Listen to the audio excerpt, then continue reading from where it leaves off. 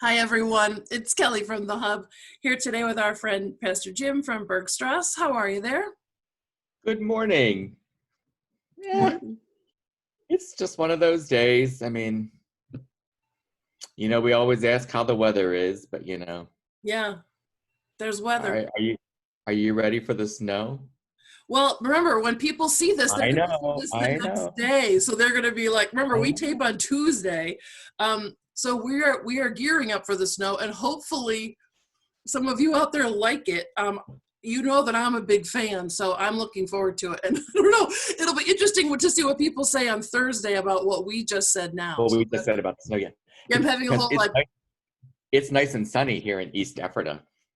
it's nice and sunny here, and oh, you can see it's coming I through can the window. see Yeah. So your light is on again. I know I'm always like, how can I move out of the way so it's not weird? But then it's always the sun moves, those kinds of things. Or no, we move, right? We Where move, the sun doesn't move. Right. we move. That's been established for several centuries. So Okay, it's so good. It's a good start to the day. yeah, definitely. So So some stuff's been happening in Pennsylvania over the last week since Pastor Jim and I have talked, and we really just want to talk about it. Um, so here's the history behind this. So um, for those of you who live in town or right around us or in Pennsylvania, you know what's going on. But for those of you who don't, or if you haven't been paying attention to the news, which is totally fine, there's a lot going on. Um, in Pennsylvania, the governor and staff And made staff. the decision to close indoor dining because of the amount of community spread that we're experiencing right now in Pennsylvania. The positivity rate from for testing is very high. The community spread is also very high. It's not just amongst seniors like there was early on in this, and it's hospitals are being overwhelmed, both in ICU and in regular bed space. So things are really getting a little concerning. So to help sort of combat that, the governor made the decision, amongst several things, to stop indoor dining. And that has been very controversial in our area, and I think also in other areas around the state. Sure. And first, we are not here to judge or blame or point fingers or do any of that stuff. We just wanted to talk about it a little bit. We just wanted to sort of explore what that is. Um, you know, we hang out with people all day, whether we're physically hanging out with them or talking to them on the phone or doing this or emailing or whatever. We talk with people who need help all the time. So this is not, we're not new to this. Right. But this is hard. It feels like this issue, more than almost anything else right now anyway, is really dividing people. Yeah. Yeah. And I think one of the other things too, and Kelly, you explained it very well. The other thing too that we need to also be aware of too, that the governor did not say this is an indefinite. He Yeah. did just say it is for a specific period of time, which I believe is 3 weeks. Yeah, January 4th is like Yeah. supposed to be the end, yeah. So, which is very different than what it was in the spring. Yeah, In the spring, there was no ends in sight. right. And now there's that. So I think that's one thing for me. It's like, but I also realize too that there are lives that are disrupted by all of this too. Yeah. Oh yeah, There's lots. there's people that aren't working. There's people that cannot eat out. I'm one of those people that I haven't eaten out. Well, I have eaten in a restaurant maybe a half a dozen times in the last 3 months, 4 months. But, having come from, maybe people don't know, but I used to work in the restaurant business and the hospitality business. I worked with restaurants and catering and special event companies longer than I've ever been an ordained pastor. And I know what it's like to be on that side as a business person, and realizing that, customers coming in the door are not, it's your bread and butter. It's your bread and butter. But I also think too that I think one of the things that, at least this is coming up for me in all of this, and it has been a challenge, not just within the last couple of weeks, but actually the last 10 months or more, is, there are choices that we all have to make. Yeah. Every one of us, every one of you makes 100 choices in a 3-4 hour period in any day. Yep. And I think the thing is a lot of times we make those choices without even thinking about them. We just make them because that's what we've always done. I've always gone to Starbucks for coffee in the morning. Right. It's not a truth, but I mean, right. That's an example. Well, I was sitting across from a Starbucks the other day and they had to close off the line. I don't know what it was about, but they closed it off. And that was for drive-through. That wasn't even for going to sit inside. And these are the decisions that I think right now, it just makes it hard for us to make because so much around us feels uncomfortable. Yeah. Feels uneasy. Yeah. Feels unnormal. And we all yearn to have something that brings us back to some kind of familiarity. Right. And I know restaurant dining is one of the most fun, awesome, wonderful come together things in the universe. It is. It just is. And Absolutely. I get that. I love it too. It's hard. This is hard, man. Hard. Because I mean, how many restaurant owners do you and I know, Jim?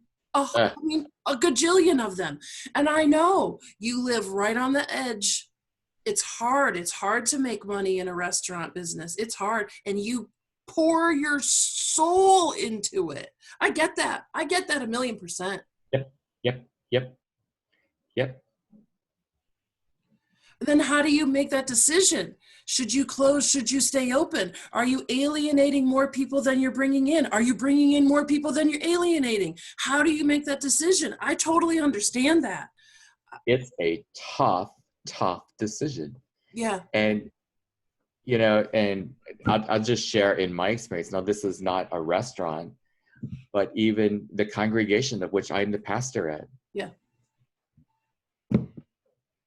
We had opened our facilities back in the early summer, midsummer, and we were doing in-person worship. And I'll be honest, I so wanted to be open for Christmas Eve because it was like, man, maybe we'll have some kind of normalcy. We can gather together and worship to celebrate Christmas. And for some people, that is their time. They might not come every other time, but Christmas for a lot of people is the time that they come to church because for whatever the reasons are. Right. And so you want to be able to have that. Right. We do that. And last Thursday, our leadership team and I decided, can't do it. The numbers that you talked about, Kelly, are way above what is considered safe in this state. I mean, Lancaster County, the last I checked, which was this morning, was at 17% community spread rate. And in the spring, we were concerned if it was over 4%. Those were the numbers in the spring. And now, for some reason, people are not concerned if it's 17. I know.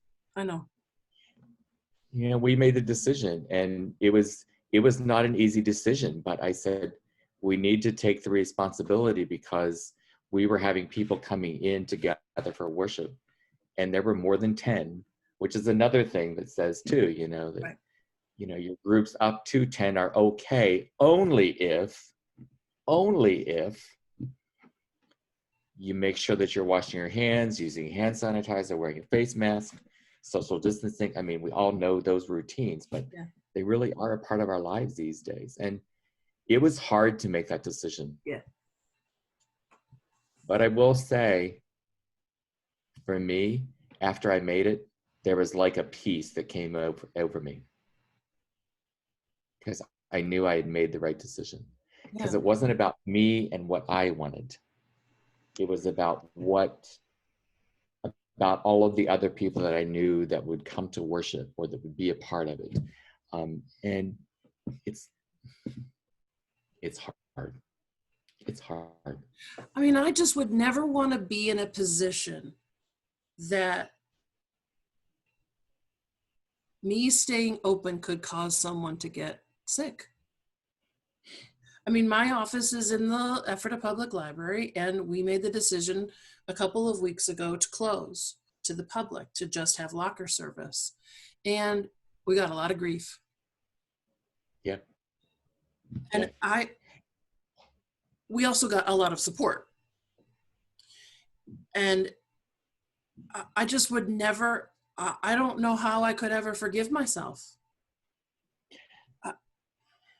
Well, and I'll be honest, Kelly, I mean, so we made that decision on Thursday evening, and it was to be effective, Saturday morning. By Sunday afternoon, I knew of 3 people in my congregation who had tested positive. Yeah. And some of them were even hospitalized. And it's like, we made the tough decision. We made the right decision. And I think, and I know you and I have talked about this, and if it's a little bit of a preview, it might be is that I think even though that this time really seems dark and sad for us, it can be a time of joy and real life. Yeah. It can be a time. Yeah. But you and I, yeah. And the you is really you, the viewer. Every day when we wake up, we have that choice. We can make it a good day, or we can wallow in the stuff that's bringing us down. And Yeah. I think that's one of the things that is more important for us, I believe right now, is that, I'm looking for some kind of normalcy. I want to have something that's life-giving. I want to have something that, but I also need to be a little bit creative and think outside the box. Yeah. And I think that, we talked about some of those things last week, and that was sort of what we were talking about without sort of saying that. I mean, I'll be perfectly honest. I have a lot of pandemic fatigue. And by that, I mean, it's not that I'm tired. I'm sick and tired. I don't want to do this either. I haven't been able to travel to see my family in a year. I have, my husband's compromised, and we haven't eaten in a restaurant since February. Mm-hmm. And so I know there's people who are going to be like, oh, she's afraid. It's not about afraid. I don't want what I do to cause somebody else to get sick. I just don't. That's not about fear. That's about, that's just how I feel. So I have a lot of pandemic fatigue. I do. I want to run around with no mask and do whatever the hell I want, but I can't do that. First of all, I can't do that as a leader in my community. Second of all, it's just not right for me. But you were talking about how you wake up in the morning with a choice. I do. I wake up in the morning and I make that choice every single day. And I think to myself, and this is not about I'm better than you. It has nothing to do with it. No. I choose to wake up and not be angry about it. And I'm not saying that stays all day long, because there are many times when I'm in the middle where I'm like, probably shifts. Oh, absolutely. And I'm like, I just want to, and whatever the thing is that I want to do that's normal or whatever. But then I'm like, no, I can't. No. I mean, a lot of people are making it, in my opinion, trying to like simplify it too much. Like it's risk versus reward. Well, I get that, but it's also about like your happiness and your moral obligation and your duty, and there's a lot of other stuff that's piled on top of that. So, and I guess, and it's also because, we both, minister in our ways to people. It's about making lemonade out of lemons. That's the choice that I make every day. If I'm going to be angry, then I'm just literally throwing lemons at people. Yeah. So I know many people have identified me as a people person. I imagine people have also done the same for you, Kelly. Yeah. And I take that to heart. Yeah. I take that to heart. And if you know me personally outside of these interviews, if you know me outside of my little office at home, I really do care about people. Yeah. And I want the best for everybody. Yeah. Yeah. Do I make it perfect for anybody? Oh, no. No. That's not it. But I want the people that I encounter to know that they matter. Mm-hmm. And I think that's one of the things this is teaching us. Yeah. That people matter. And I don't care who you are, but right. You matter. Right. You matter. Right. And I'll do everything I can to help you. And if that means we need to change the way we do some things because of the way we've done them for X number of years, I'm okay with that. It's worth it. Yeah. It's worth it. Yeah. Yeah, so this is not about us telling you what to do. This is just about us being thoughtful about it, because we get it. We get all the sides. We get all the sides. We get all the sides, because there isn't just one or two. There's a million different ways to see how this is. Exactly. And your situation, is all going to be different also, but you have good choices that you do every day too. And right. And it's hard. Yeah. It's hard. And I mean, I will totally also say this. Being able to talk about it like this is super helpful. Oh, yes. Because then we can work some of it out with ourselves. Well, then we also realize too that I'm not alone. Right. And like, I don't want someone to get mad at me. And it seems like a lot of the social media stuff is really, there's a lot of anger out there, man. And I think that if you're hanging out there because, I don't know. It's hard. It's a hard place to be right now. Yeah. Social media is really hard because you don't get to do this. Right. You think you do, but no, we're very different from facial expressions. Right. And I know you as a person, as a breathing human being.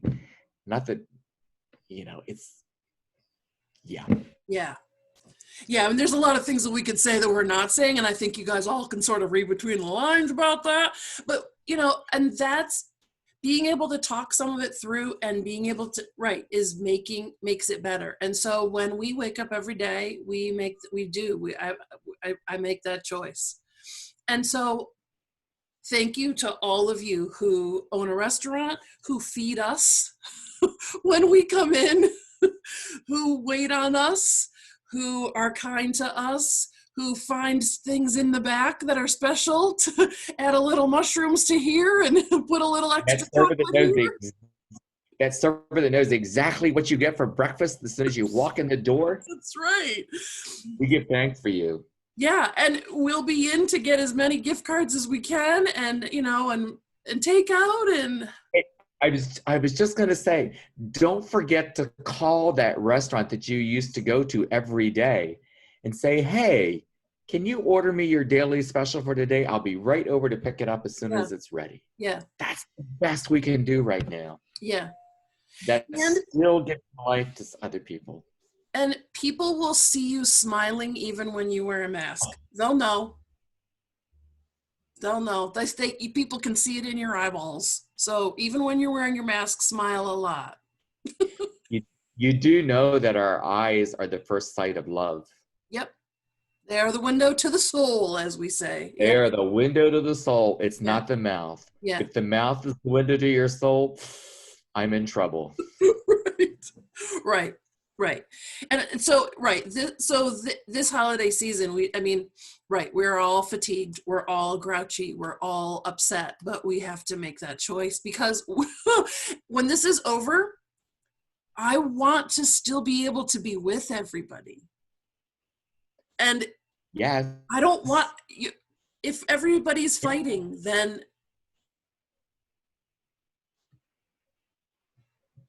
yeah. So happy snowstorm, everybody. Yeah. Hope you survived the snowstorm. Hope your sidewalks have been shoveled. Happy holidays to all of you. And Holiday. yep, and Yes. we will talk to you again next week. Thanks, everybody. Thank you.